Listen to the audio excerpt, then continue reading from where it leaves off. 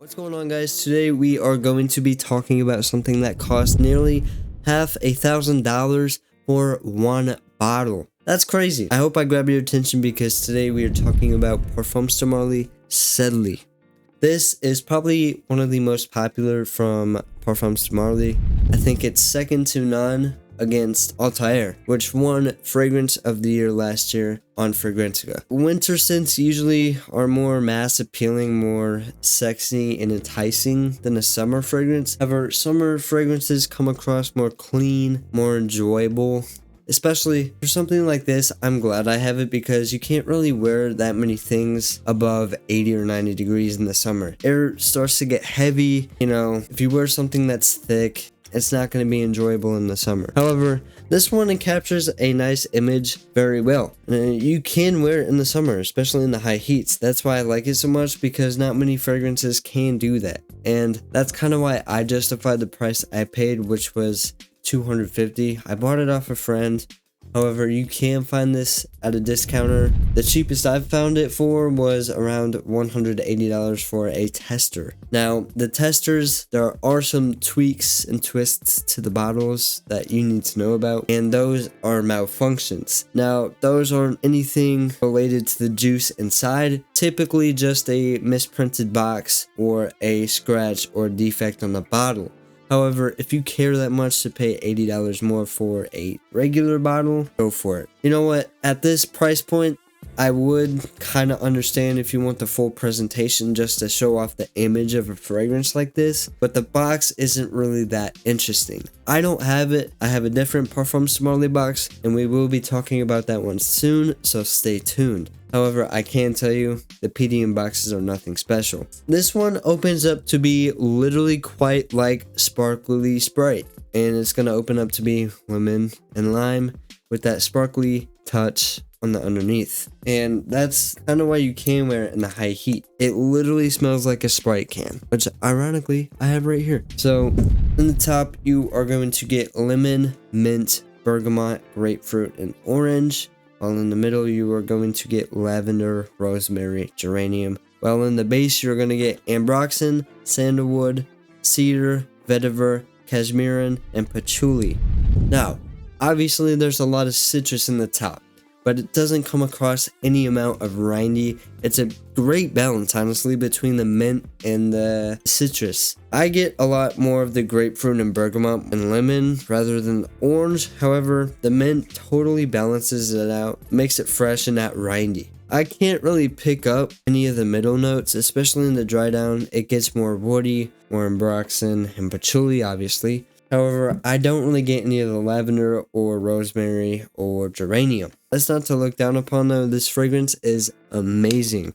When I tell you this is the first fragrance I've spent over $200 on without any hesitation, I mean it. This kind of reminds me of that barbershop scent profile because that mint, it's fresh. It's clean. It's something you would smell around your neck after you leave a barbershop. Kind of smells like hair product a little bit. Not like a hairspray, but like a minty, fresh tea tree type of hair gel or pomade. Scent profile, though, you are going to get citrus, obviously, aromatic, fresh, spicy, woody, amber, green, lavender, and musky. That musky does come across very balanced to create depth in the fragrance, but not so much to where you can't wear it in the high heats. Again, having a body doesn't necessarily mean it's going to be heavy. Now, it does carry a little bit more than something like Terre de Mes Eau de Rey, which is literally rindy lemons just in a bottle. Which, if you like more brighter stuff like that, then there's nothing wrong with that. This tones down the sour and rindy aspects of the citrus, and kind of, again, they blend it with that aromatic, fresh, spicy, woody, and mint side of things. Let's talk about presentation. Presentation wise, you don't really get anything special. However, you do get the iconic PDM bottle. This easily is the heaviest cap I have in my collection, not even close to Zero Hoff or Mancera. On the top, you're going to get some numbers that say 1743, which indicate the year the brand was founded. Also with Paris, the brand name, Parfums De Marley, So you get the year and the location the brand was founded in, and then you're gonna get the iconic 2 horses with the badge and the brand name on the bottle right here. On the bottom, you're gonna get your basic information, whole bunch of nonsense. You get your batch number, concentration, all that stuff. On the back, you don't really get anything. Sides, all clear. This atomizer is second to none against my Mancera though. However, Mancera still takes the king spot for that. Again, nothing special about the presentation. However, you do get to have the iconic PDM bottle in your collection. I think this is a very gorgeous bottle. However, I do have to say Instant Crush does take #1 spot in my collection for almost every aspect. Scent, performance, presentation, and you know what, even the color of the bottle is cooler. That brings me to performance. When you pay this much for a fragrance, you might be expecting something super strong or super heavy and, you know, has ungodly amounts of sillage. However, that is not the case here. Parfums De Marley obviously has some experience in creating fragrances, and they're going to tone down the performance to match the occasion of what this fragrance is supposed to be worn for, which is a summer day on the beach, at the gym, or something like that. Longevity is great. You're going to get moderate to long lasting longevity, while the sillage is going to be intimate to moderate. Leans more moderate, not strong or enormous, not intimate. Just that nice balanced moderate. And that's kind of what you need for a fragrance like this, especially if you're wearing it in a high heat.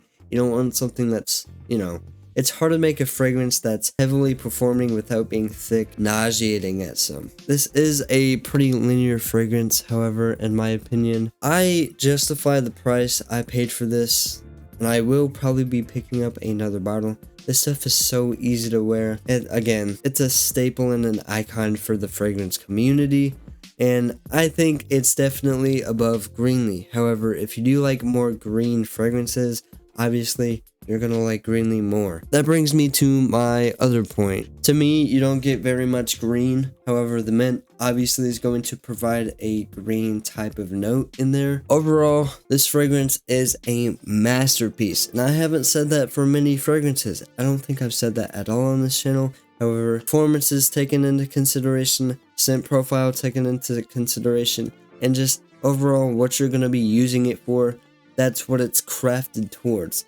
It's supposed to be mass appealing, but it's balanced with what the occasion you might be wearing it for is. A lot of these fragrances back here, they're kind of made for a lot of different occasions, and this one is too, but the performance isn't something that can be used in a club or something you might want to be more detectable as.